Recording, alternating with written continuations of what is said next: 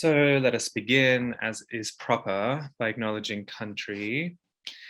So I invite you to notice your breath, to notice that you are a living, breathing creature. And in noticing that you are a living, breathing creature,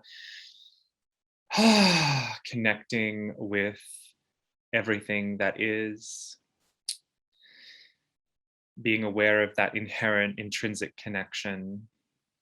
Even if you don't feel it right now, it's there. Sustaining all of life. I acknowledge that I'm in the Gadigal and Bidjigal Country. I acknowledge the elders, past, present, and emerging. I invite you also to acknowledge the lands that you are in. Perhaps you live in stolen, unceded lands. Perhaps you live in lands that maybe you are ancestrally tied to. Perhaps you live in lands in Europe, for instance, which are deeply connected to colonization and imperialism.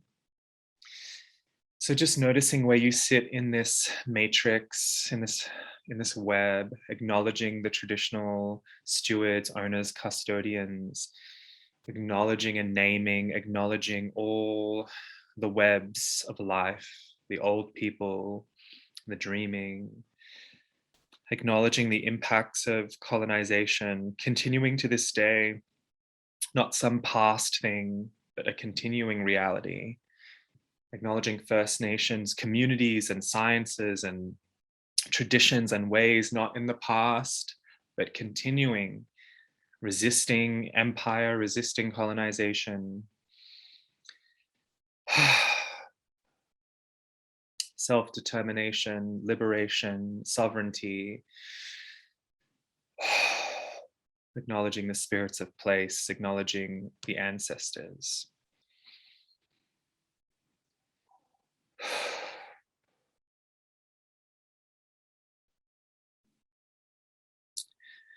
Okay. So now I also invite you maybe now to open your eyes and to look around the space that you're in, to activate your senses through your sight if you have this worldly sight.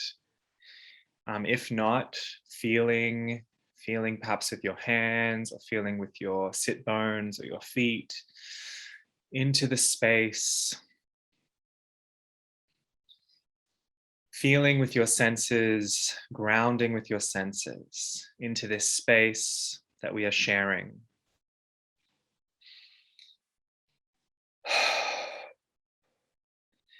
And maybe you lengthen a little, maybe you pick your head up a little, tuck your chin under a little, maybe you feel the back of your neck lengthen, perhaps you visualize or sense or know that there is a silver thread pulling the apex of your crown infinitely upward.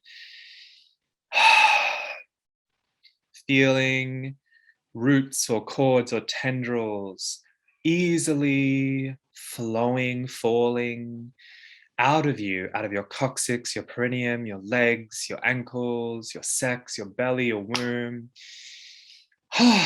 Dropping, falling, spiraling.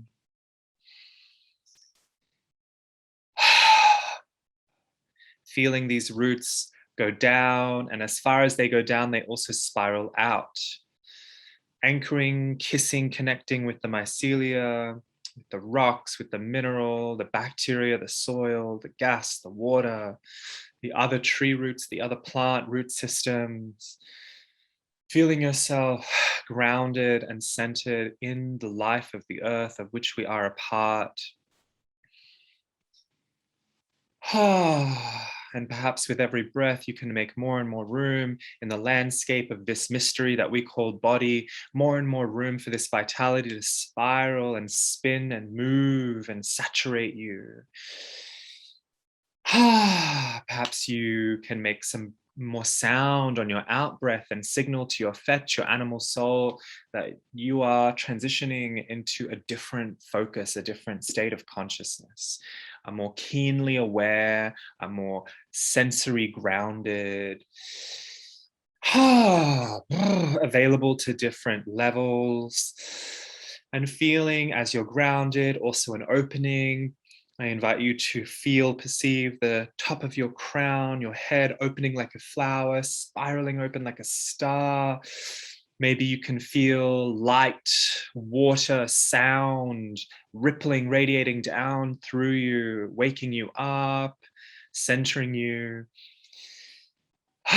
And feeling the above and the below meet, mix, mingle, marry in your precious, powerful, fragile, strong heart.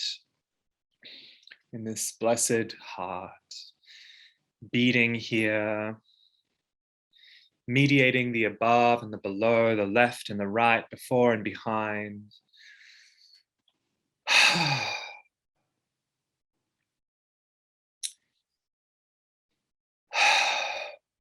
And if your eyes are closed, open them and really, really ground through that sight, through that opening, through the pressing down of the heels of your hands into your thighs, perhaps. Maybe noticing what you smell or taste.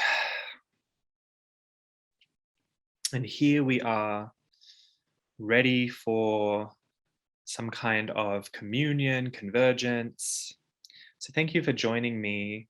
As I said, this is going to be recorded and uploaded to YouTube as a resource. This is a completely free offering. And here we go.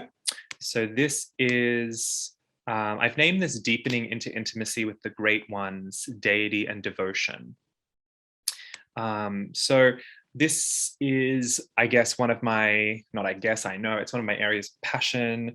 My life is lived with the gods and the spirits. I imagine many of your lives are too. And so first of all, I'm going to break down what I mean by these terms, because I think there's not a lot of that. So I'm going to offer some definitions so that you know where I'm coming from, and so that you can know what I mean when I say some of these words, because I am a witch as well. So that is going to color how I talk about the gods, because the gods will be talked about in different paradigms and with different ideas and with different levels of emotion and tone, depending on your, I guess, your cosmology, your background, whether or not you have a magical practice. Some people who serve and relate to the gods would definitively say they do not have a magical practice. And whereas I might say, oh, serving and relating to the gods is inherently magical, like others would go, well, no, this is my definition of magic. So it's important, I guess, to clarify terms that I'm using. So first of all, I'm quite specific about what I mean by all of these things, but I hope these terms are also open enough and that you can work with my poetry or adapt it to however you're moving. So when I say witch, I mean something pretty specific. I don't just mean anyone who's doing magic. Like witchcraft is a very certain type of constellation of magic, which has many expressions. So here's my offering, my definition today. Witch is an oracular and ecstatic spirit worker who transgresses empire, makes things happen, and is able to fly. So imagine a little asterisk next to fly. Fly is trance journey, fly is ecstasis, fly is traveling in other realms. I just like the word fly because it reminds me of the folklore of the Sabbatic witch. So that's what I mean there. So I'll say that again. An oracular and ecstatic spirit worker who transgresses empire, makes things happen, and is able to fly. So in my experience, a witch is actually an enemy to empire, stands completely against empire, will have nothing to do with empire, and works to bring it down. And this is why witches have long been feared, even in pre-Christian societies. There is much evidence that in so-called pagan societies, witches were not liked.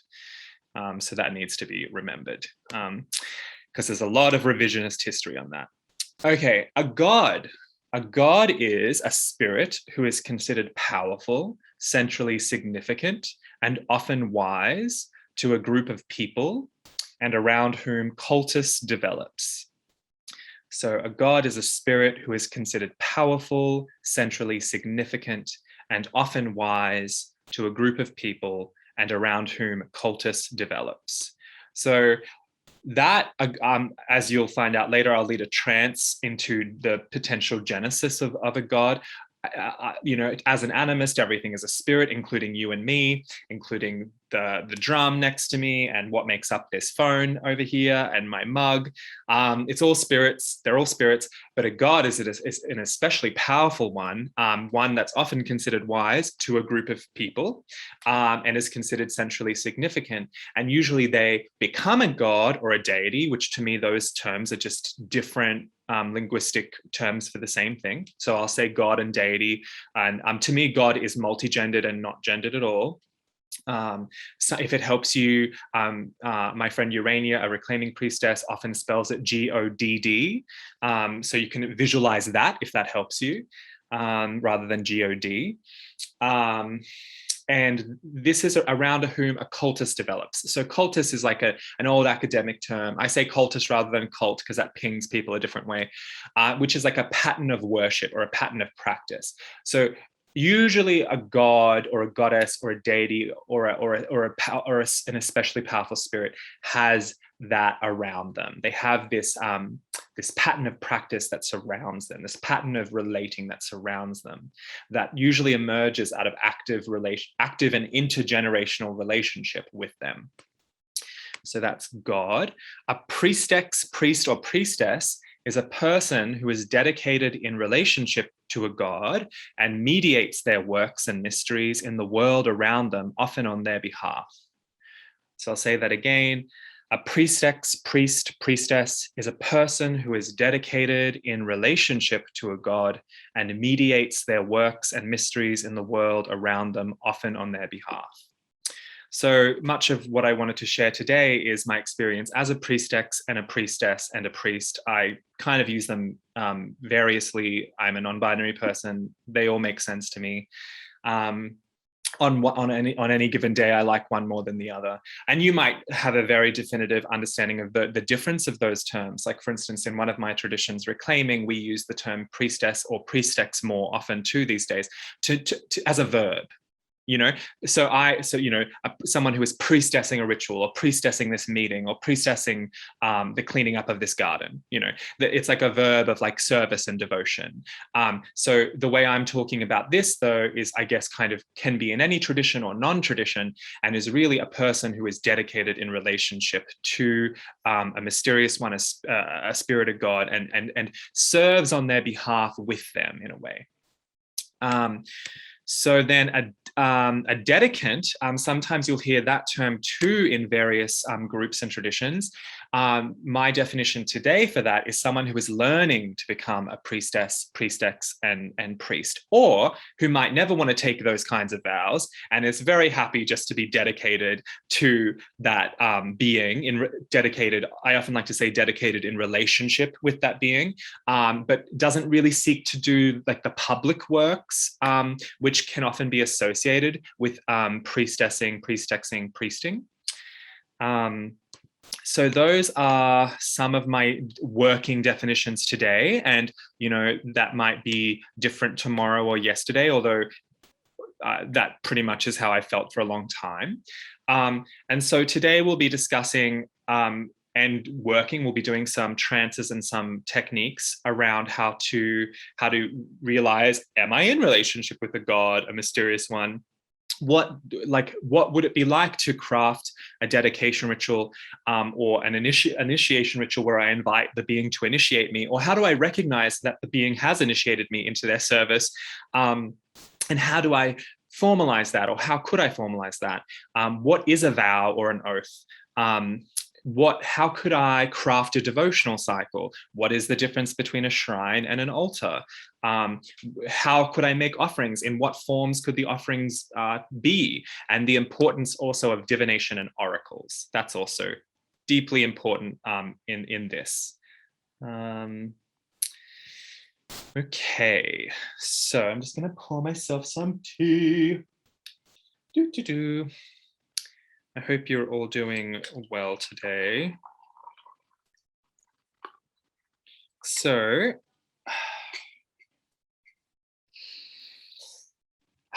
first I just invite you to close your eyes we're going just to do a little bit of a scan. This is something I often invite people I'm working with in initiation or a class or a mentorship to do very regularly. So we're just going to notice who and what is around us. So just noticing, remembering the grounded and centered state that we moved into, evoked before.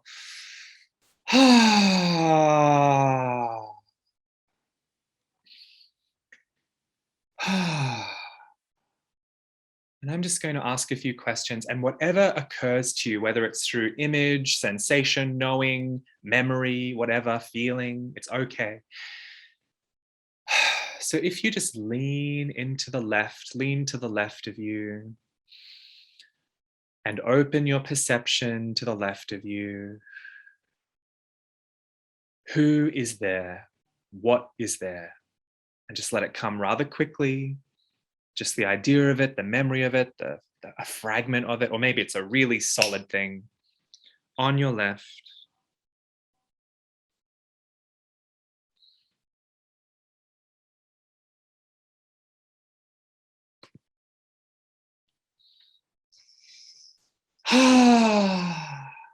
And then we're just going to move right across to the right. So just note that, and then leaning to the right and breathing and opening your perception there. And noticing on your right what appears here, who is here on the right with you. And this could be anything at all, anything at all. So just be open to whatever it is, whoever it is.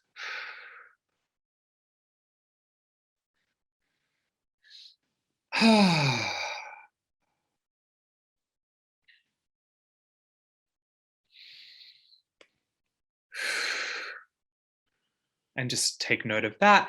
And I invite you to lean forward, whether physically or maybe it's more conceptually or emotionally, leaning forward and noticing who and what is here in front of you, before you, who is here right in front of you, sharing your breath, pressed up against you perhaps, or dancing or moving in a landscape in front of you.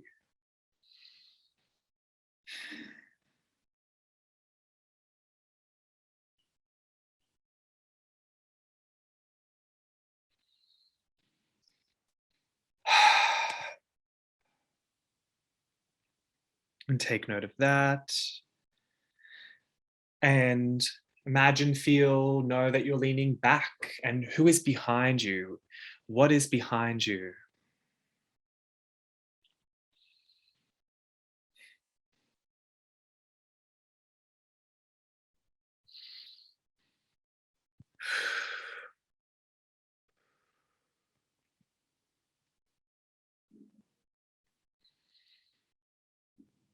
And noting that, and then bring your attention, shoot it up above you.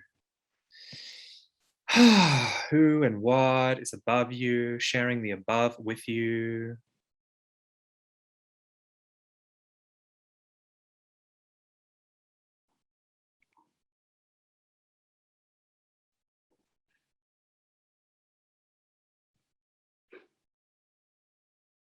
And noting that, and then drop your attention below you, who and what is below you.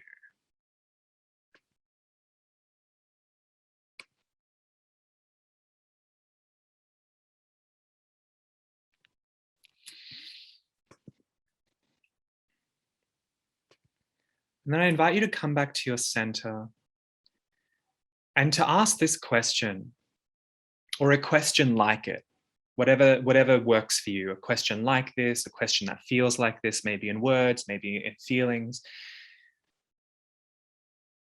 Who is the God of my heart?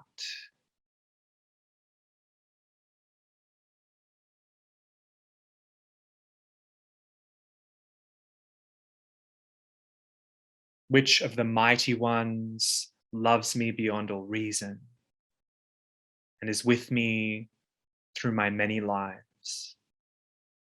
So holding a question like that, who is the God of my heart? Who among the mighty ones or the gods loves me beyond all reason and walks with me through many lives? And I invite you to sit with that, to sit in that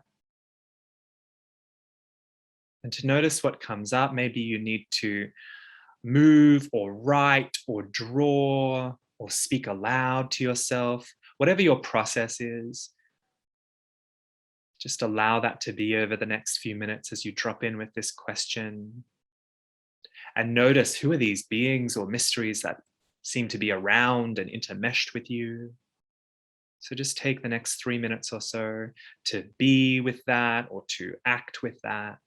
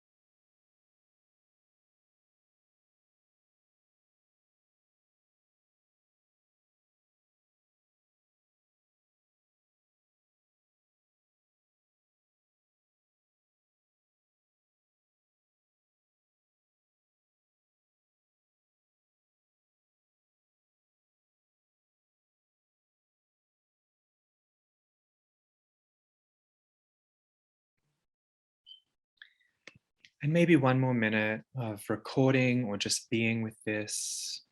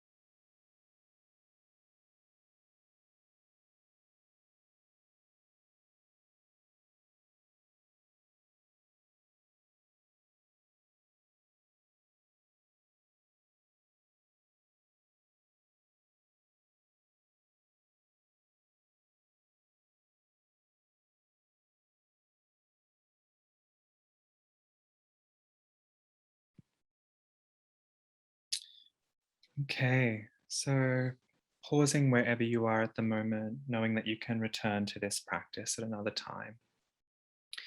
So this, I guess, simple orientation practice is a way to track like who and what is actually surrounding me at any given time.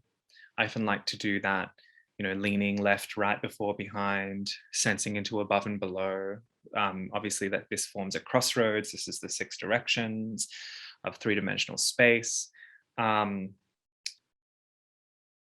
And this can be super centering, super orientating, obviously, and also can create like a map or a cosmograph of your team, of your inner court of spirits, perhaps, or maybe even just noticing, how am I feeling, or how am I relating to space and time, to myself, to the spirits, to the mysterious ones.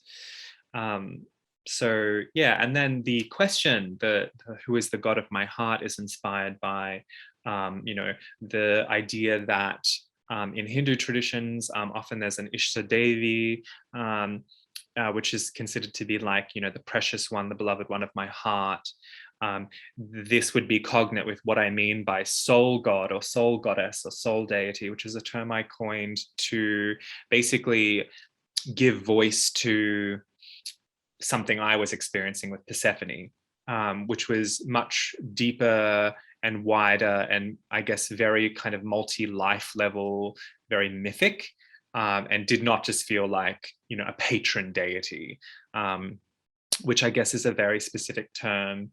Like for instance, the patron deity of poets in Irish culture could be said to be Bridget, for instance. So that idea that there are patrons of certain arts or certain skill sets. So certainly, I guess one of my patron deities is Hermes, who I do have vows to and am in relationship with.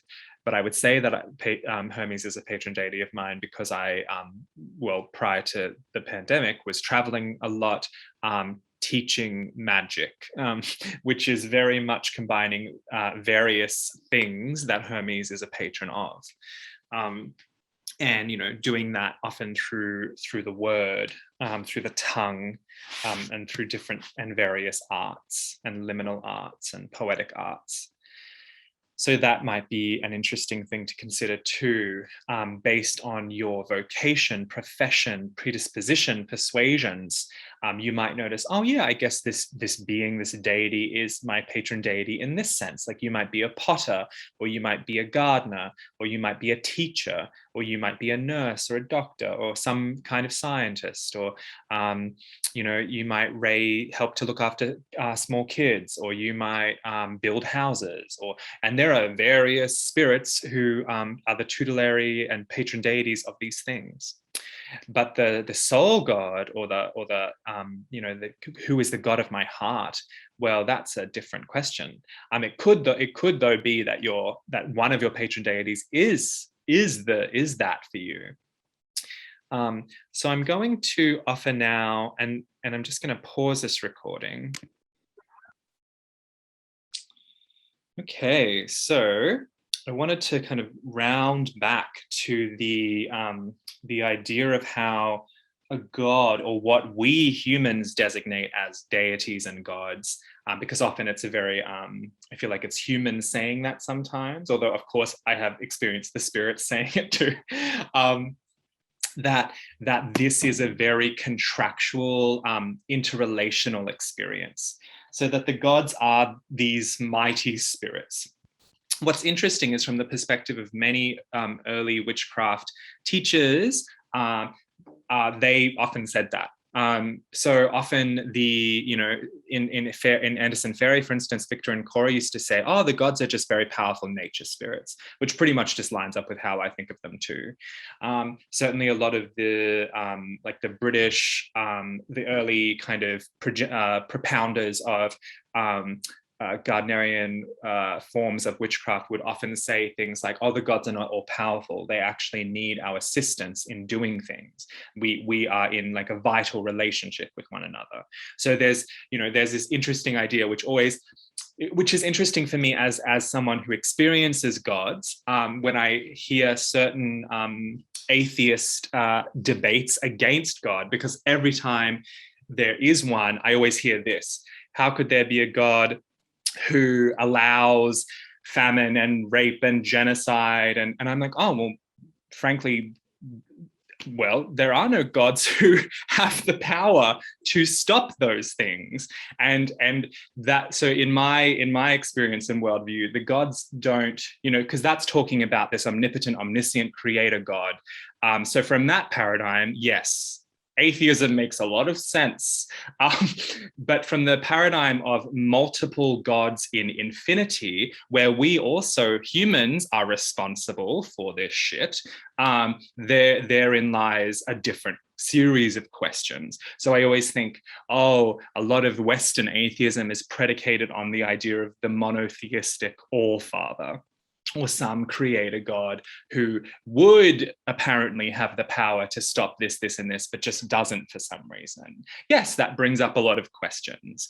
Whereas in my experience, the deities, the spirits that I work with, have partnership with, and in dedication to, that's not how that works at all. Also, humans, we are more responsible than we like to think, I think, sometimes collectively as a species. Or maybe to be more frank and specific, colonial settler societies of humans. Most indigenous nations, I think, teach responsibility and act in responsible ways. So there is a difference there too. So this idea of a god, interestingly, here in so-called Australia, when I talk about gods or speak with Aboriginal peers or friends or elders about gods, they would say, oh yes, we have spirits like that. They don't use that word so much. I hear the phrases I hear are, sometimes great spirit, big boss is another term I hear. So yeah, again, very similar, great, powerful nature spirits. So very in line with a lot of the early witchcraft, kind of revivalist teachers. So that's super interesting to me.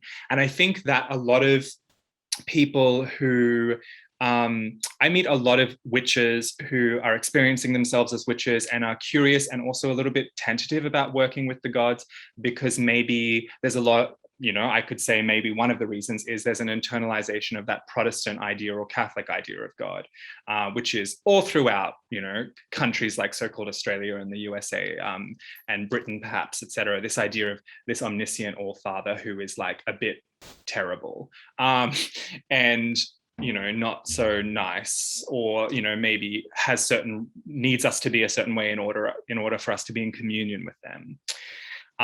So I want to lead a trance so that it's not so, I guess, conceptual, to share a little bit about how I experience gods becoming themselves.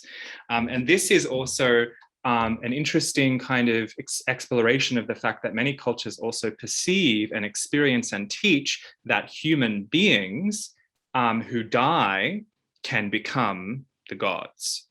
And of course, different traditions and different cultures have different ideas about what that means. So, okay. So feel free to engage this trance or not. Maybe you engage it by fully entering it. Maybe you engage it by drawing or free writing while it happens. Like, obviously you set your own tone. But the intention I have is that this is a trance journey to explore the genesis of a god. So just noticing that you're still breathing. And I invite you to spend a little more time on your exhalation. And maybe just, again, making some more sound. I like to breathe out of my mouth when I exhale, to like just let that more guttural, animalistic, more breath to move. I also usually breathe in through my mouth when I'm doing magical work as well. Remember the grounding and centering, the stillness that we can have. Remember who and what was in those directions for you. And imagine and feel that you are moving through something beautiful. Maybe it feels like petals, maybe it feels like silken web, if that feels beautiful to you. Maybe you feel like you're walking through honey or rain or mist or water.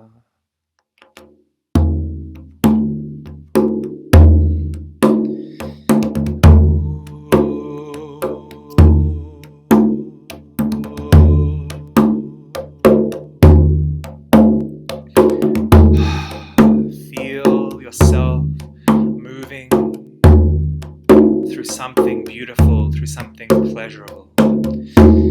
And let this sensation, let this knowing carry you to a place and a time where you will witness the genesis and birth of a God.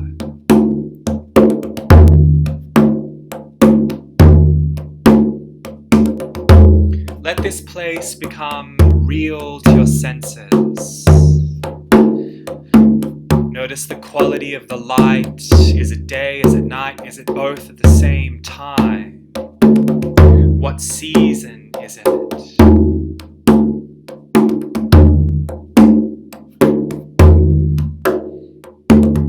Where's the water?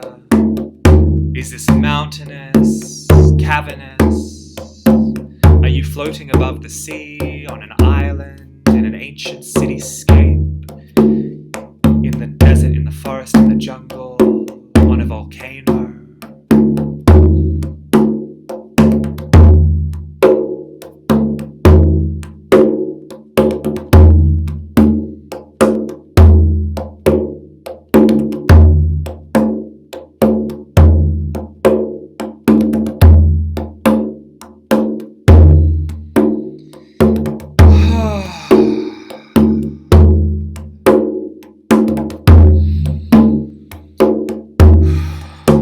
Your breath is supporting you as you deepen and widen your attention.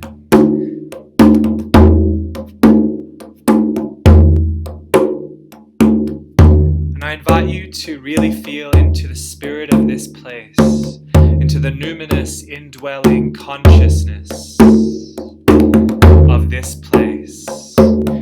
Because one of the rivers, one of the roots of a God, is the spirit of the place.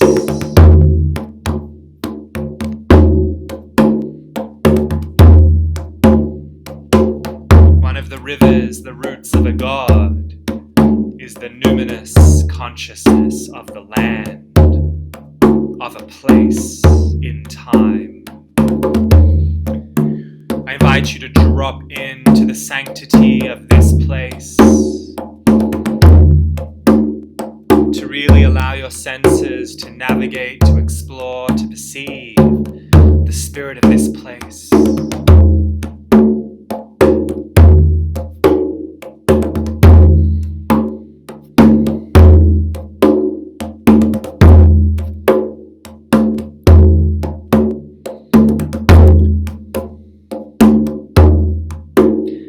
Feel yourself moving in this place.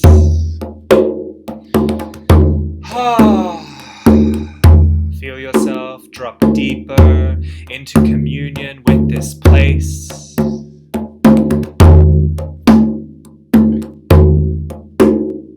Let the place, if you will, move through you. The water and the wind and the earth and the plant life and the fungi life and the web of life, all of life in this place, concentrated as this place. I invite you to drop more deeply into it, knowing this is one of the roots and the rivers that make up a God.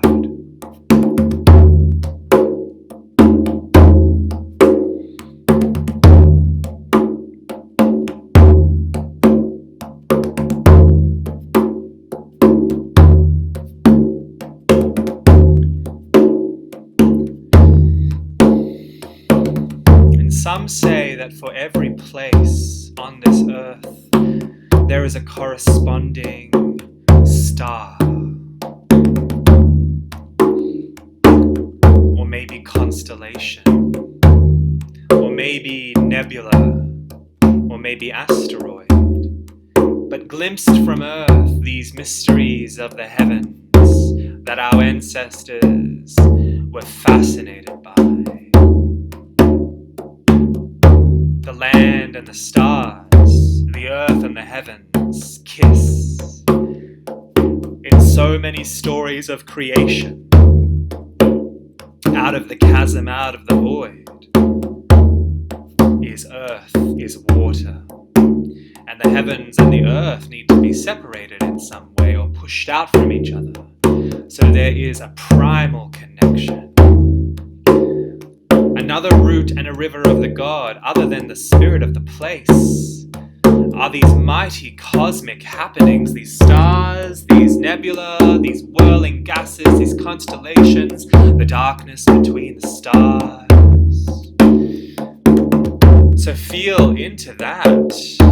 Feel into the corresponding kissing twin of this place. These cosmic great archetypal powers that range and rove and wander between the stars, as the winds that roar through space, as planets and galaxies.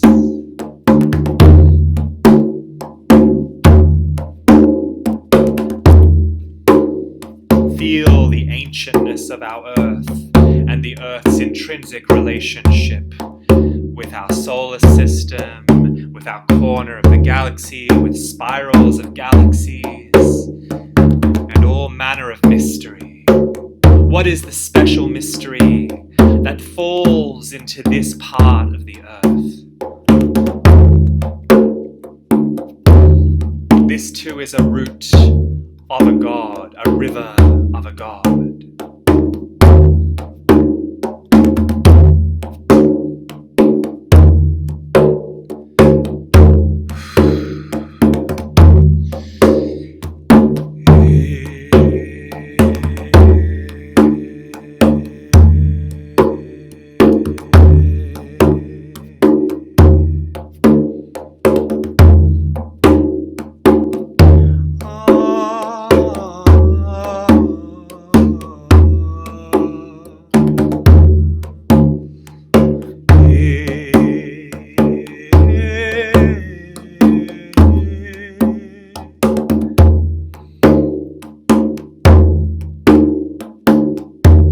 Senses wide and deep to perceive these roots and rivers of gods,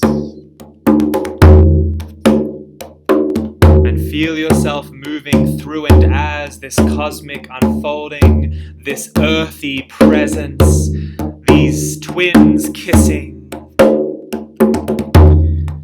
And there is a third root, a third river, for there's always a third. There's always something else. Our ancient ancestors, or even us, because gods are born all the time. Someone witnessed something. For there to be a God, there needs to be an experience, there needs to be a witnessing, there needs to be an initiation. For there to be a God, not just a spirit, not just a tree, or a place, or a time, although all these things are just as sacred, just as wise. There needs to be a human who realizes it's happening. So there's another root, another river. So imagine and feel that you are this ancient ancestor, or maybe you perceive a group of ancient ancestors in this place who are drawn at a specific time, maybe to perform a strange act, maybe to draw on the wall of a cave, maybe to transform through dance and trance into a serpent, maybe to hang from a tree for 9 nights. Many cultures practice rituals like this, or maybe they feel like they're hanging for 9 nights.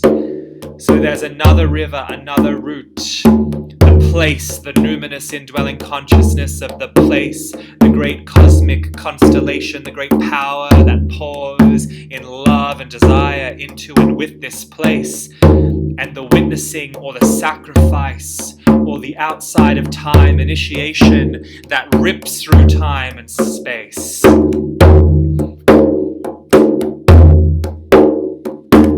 Catches the attention of the spirits, pools the power, concentrates the power, and born of these three roots, and maybe of many more roots, maybe many more happenings over time and through generations, is something that is greater than the sum of all these parts, is a god, a goddess, a great one.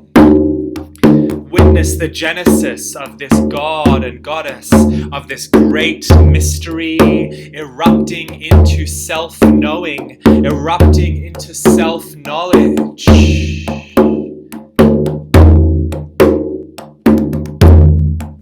And in the self-knowledge, there will be a name, many names.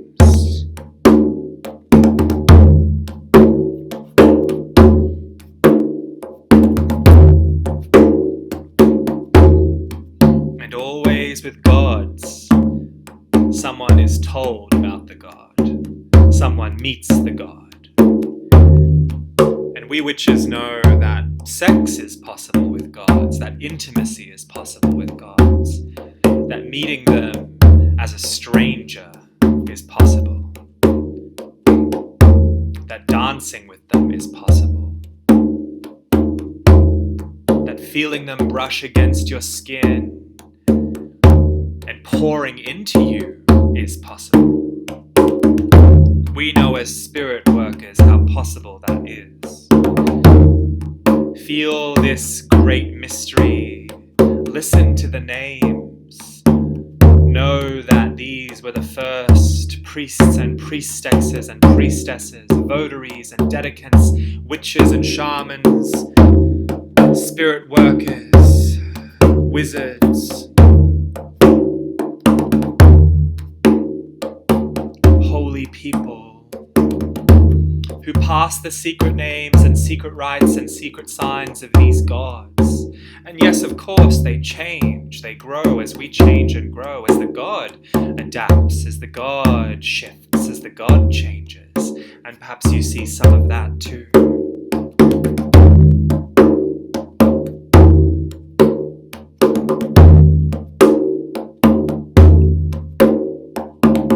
Let the god's mystery move you. What would it be like to witness this primal genesis?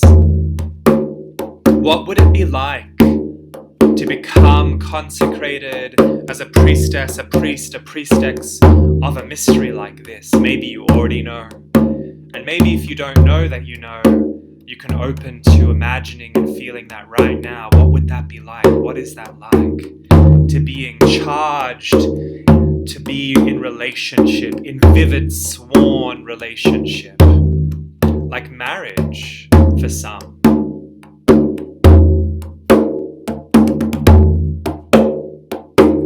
A primal form of marriage that perhaps precedes the strange marriage rites of humans.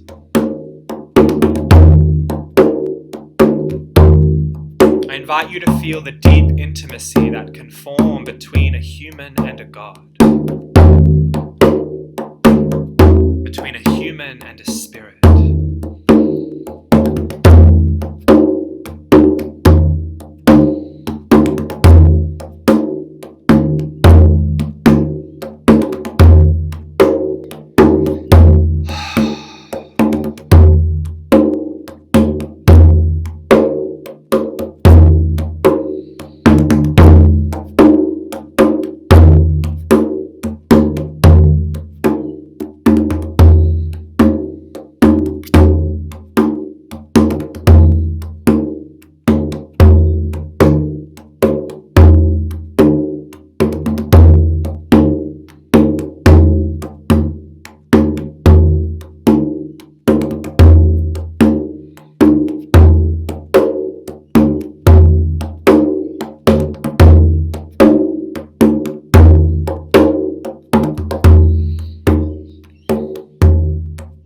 Listening to this drum, I invite you to give honor to this experience, however it's been for you, whether it's been full on and fragrant or pieces, bits and pieces, fragments.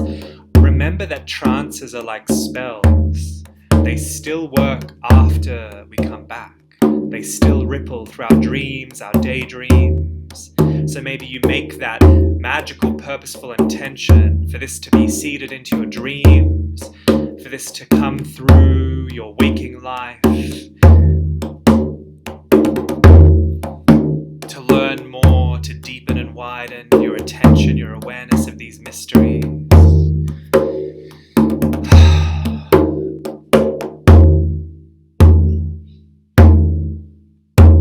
And come back, re-emerge, spiral through. Do it well, do it thoroughly. Wake up back to the space and room you are in. Guided by your breath, your smells, the smells of the space.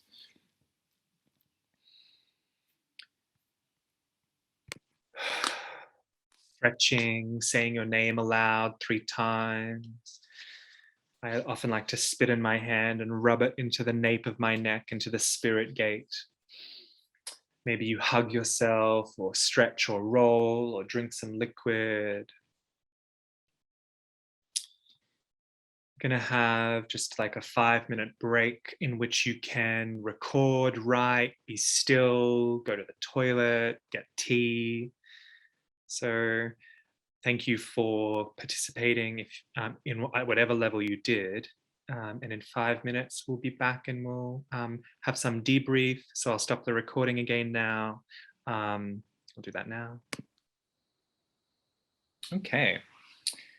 Thank you for sharing, folks. So now I wanted to talk, I guess, more about the details around the devotional aspects to this work.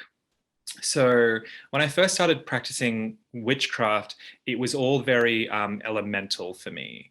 So elemental and very I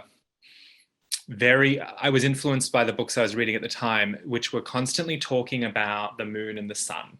So it was all very elemental and moon and sun. And then a few years into my practice, I started to, I was raised Hindu, so I already understood icons and gods, but my witchcraft practice, I kept very distinct from that. And then when I was in year 10 and year 11 is when the gods started visiting me. And at first I just told them, well, I didn't tell them to do this. I sometimes do that now, but I basically held them at arm's length. And I had a series of very mystically intense, very initiatory experiences, which still reverberate to this day, which still impact me to this day. So, you know, I met Persephone very early on, and I did experience a great deal of familiarity, like an overwhelming sense that I had been with this being or beings like her or beings in her family. You know, so often I'm just trying to find some way of talking to mystery. I'd been with beings like her for many lifetimes. But it was definitely her who I felt I needed to dedicate myself to, even though there had been a few other beings who'd taken me to her. At the time, I was also definitely sorcerously working with Aphrodite and Hermes. And over the years, they became more and more central to me.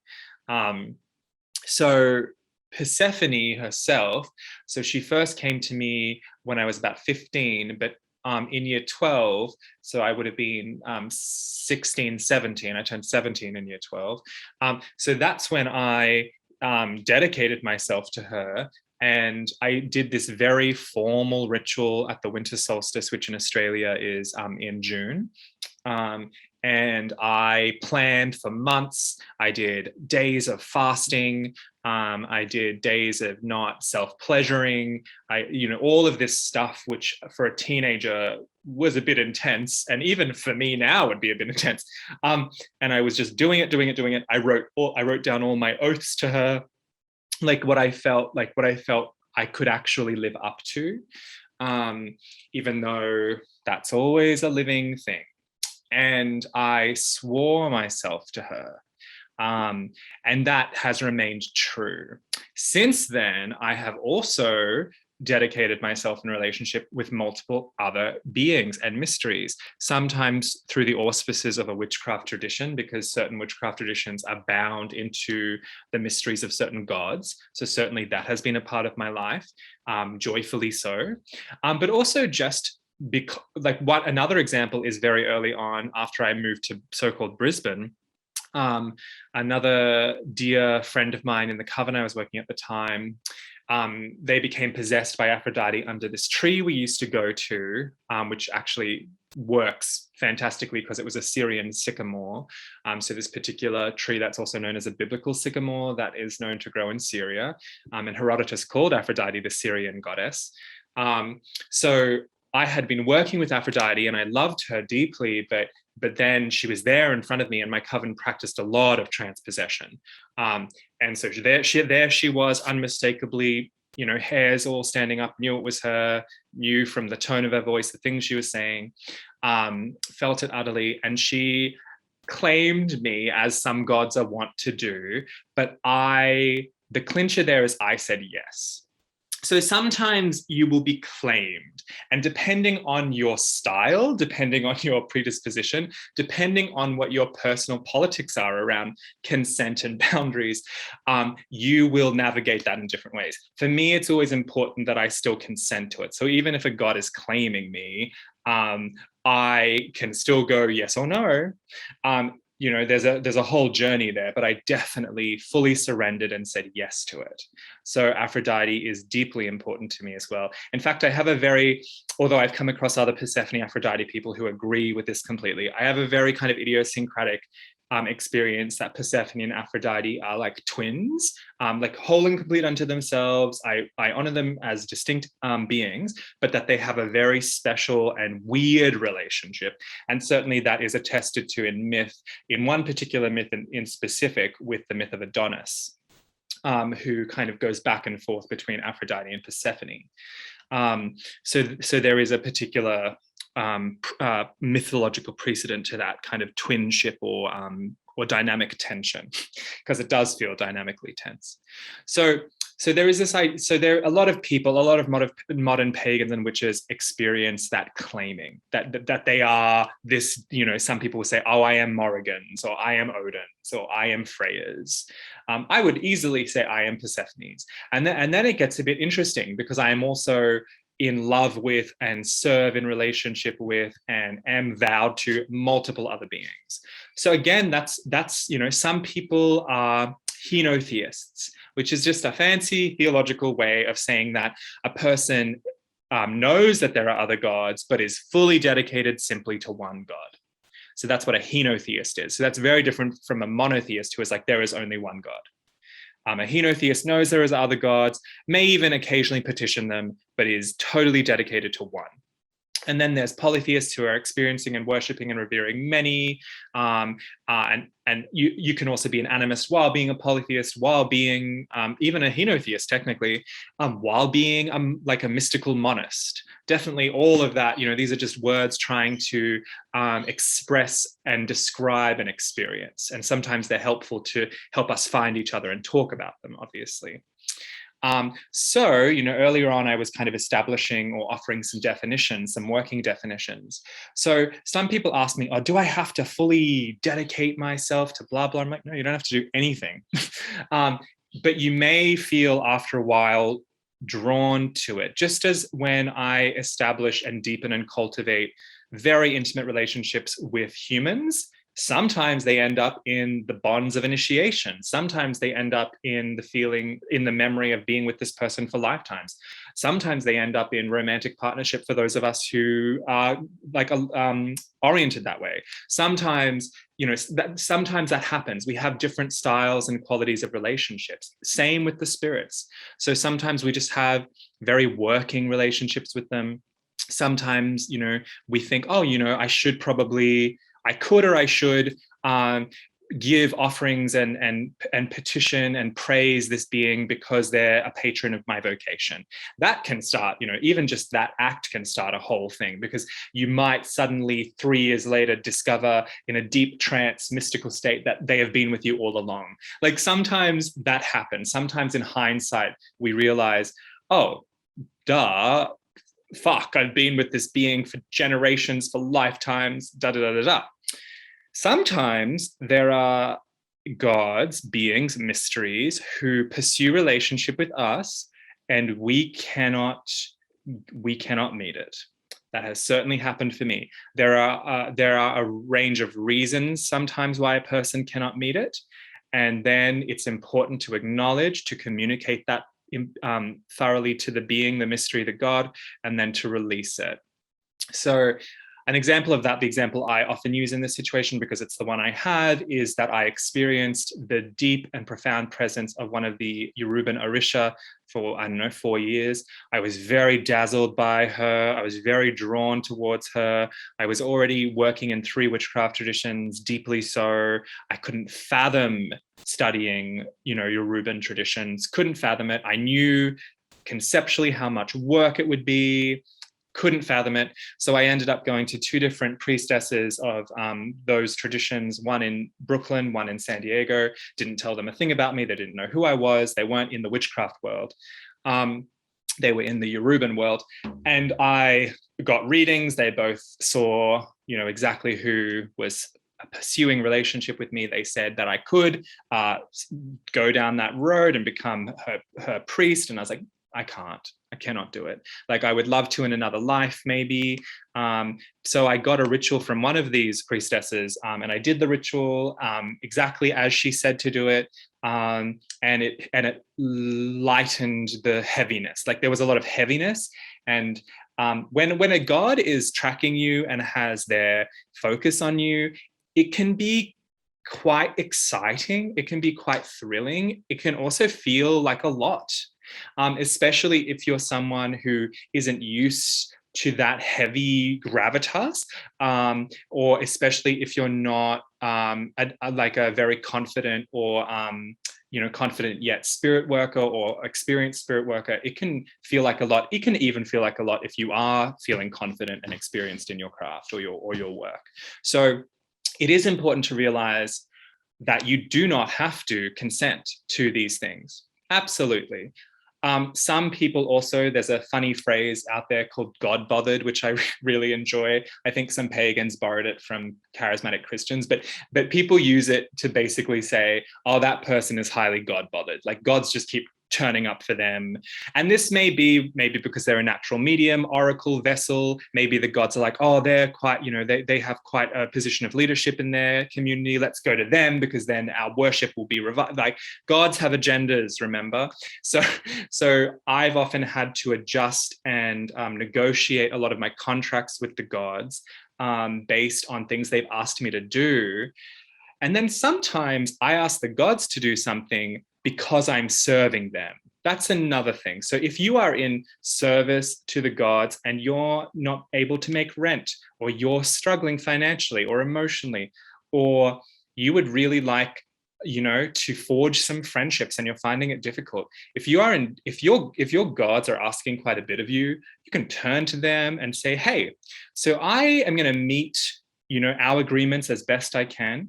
But in order to do that, I need a roof over my head. I need that to be sustainable. I need to eat. I need to be healthy. I need to sleep. I need to sleep thoroughly. I need to have rest. You can ask them of this, and you can say, in order to meet these agreements, this is what I need. It's like very contractual sometimes in that deep level. And my experience, and the experience of many people who earnestly, powerfully ask that, is that it will be provided. So that is also a form of theurgy, or like, God magic, where and it's good to do. Like, it's like, hey, you're asking a great deal of me. I'm happy to meet that because it also nourishes and invigorates me and helps me learn, keeps me in relationship, keeps me accountable. Like, these are all wonderful things, at least in my book. But you are allowed, and people do it all the time, to ask in return. Like, that's really important, that the priestess, the priestex, the votary, the dedicant is nourished. So that's super important. I want to state that thoroughly, that is deeply important. Sometimes I will have people come to me, and other spirit workers will have people come with stories like, oh, this being is haunting me, or they keep turning up in my dream, and like, there are, do I Do I become their priestess, which is a long road anyway, and it's kind of a forever road because it's always happening.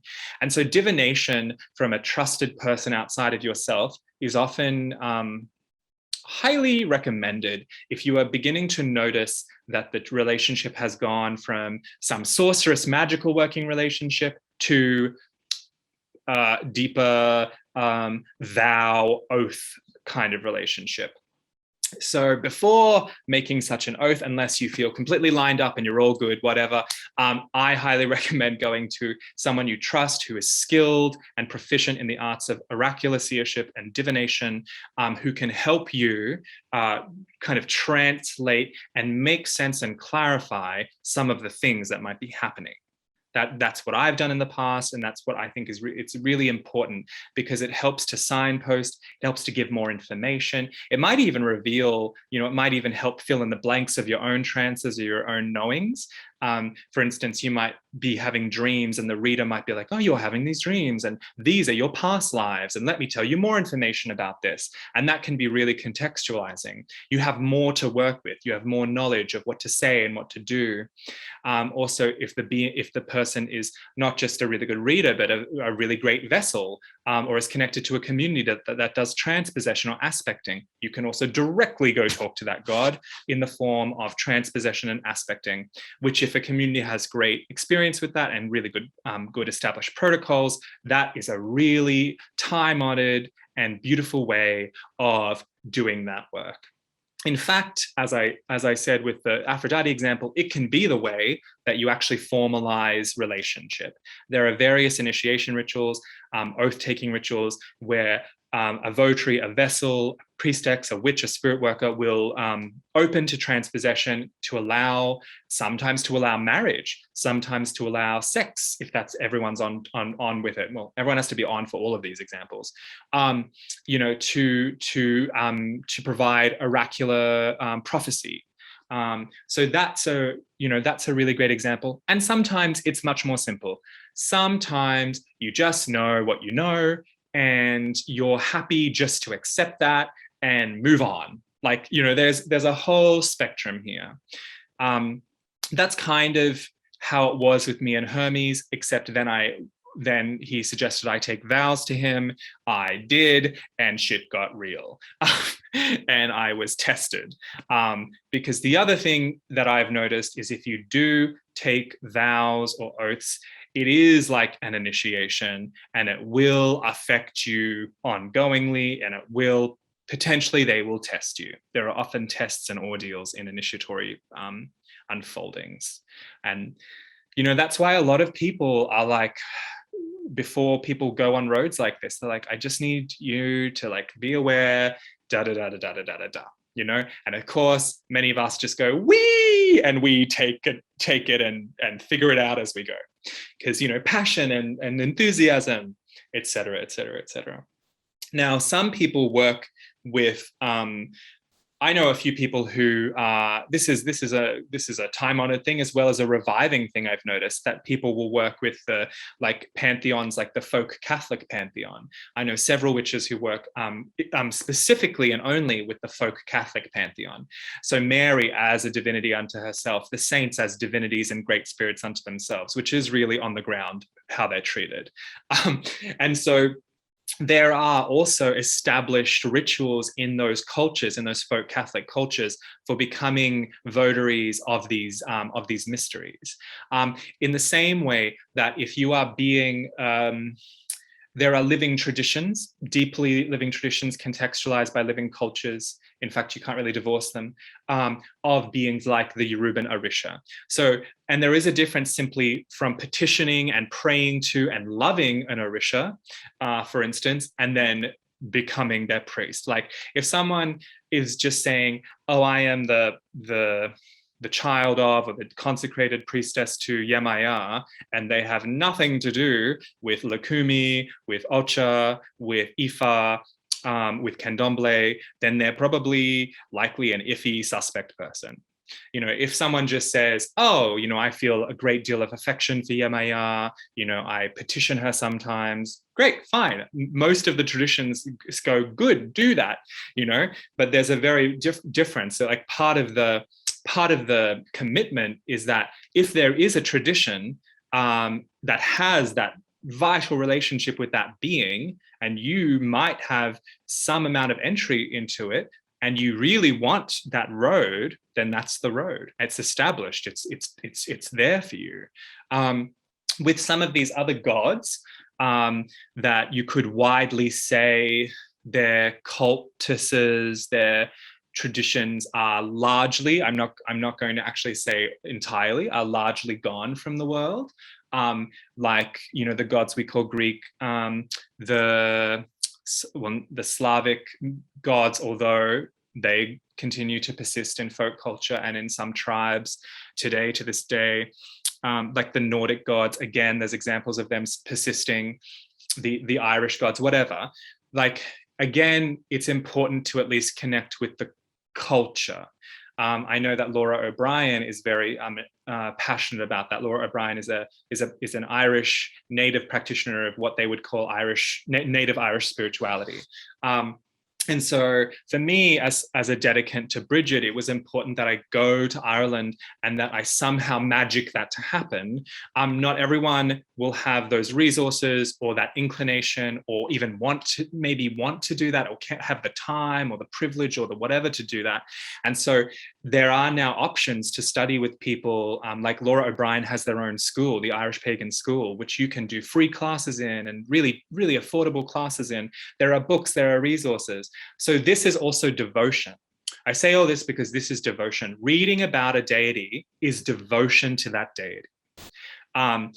Creating a shrine. So what's the difference between a shrine and an altar? A shrine is dedicated to a spirit, right? So often I'll be like, oh, that's my shrine to Aphrodite. Like right behind me is a shrine to Aphrodite. So a shrine can also be an altar, but an altar is simply like a surface upon which a religious rite or a magical working is happening. So often an altar will also hold shrines. So sometimes people ask me, what's the difference? And I'm like, oh, this is the difference. And if you go to a Southeast Asian culture, you will hear the word shrine a lot. And so you should know it's not always going to be an altar. So we build shrines to spirits and gods, and sometimes those shrines have altars that we do religious rites on, or that we do magical workings on. Sometimes because of space, our altars are our shrines. The end. That's the way things are for a lot of us. So, the creation of a shrine is an important devotion, or can be for some people. Some people will do it in their gardens.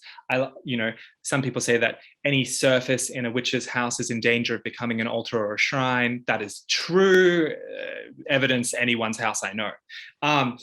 So my father also, he's a Balinese Hindu. He'll make shrines. Like when he was living for some time in so-called Toowoomba with us, he actually ended up making a shrine in the garden with concrete, with brick, with stone, so he could do his prayers and offerings to the spirits of the land, to his ancestors, because the shrine is required in that. Or if not required, makes it far easier. Because the beauty and the magical potency of shrines is that they gather virtue, they gather power. The more you turn up to them, the more you light candles, the more you pour honey, the more you sing at them, because all of those things are offerings. Reading about the deity is an offering, researching about the deity is an offering, singing to the deity is an offering, meditating with the deity is an offering, picking up litter from a particular park can be an offering, creating a dance or a poem and posting it on Facebook and sharing it to praise that spirit is an offering. Repairing your friendships can be offerings.